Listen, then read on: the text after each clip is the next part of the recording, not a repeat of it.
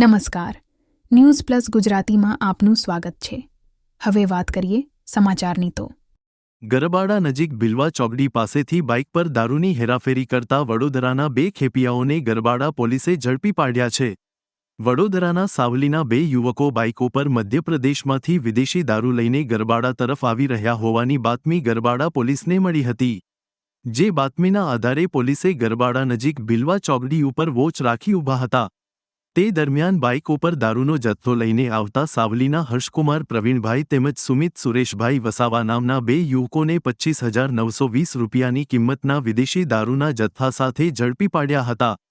પોલીસે આ બંને યુવકો પાસેથી વિદેશી દારૂ, મોબાઈલ તેમજ મોટરસાયકલ મળી કુલ 67,920 રૂપિયાનો મુદ્દામાલ કબજે કરી આ બંને યુવકોને જેલના સળિયા પાછળ ધકેલી આગળની કાયદેસરની કાર્યવાહી હાથ ધરી હતી।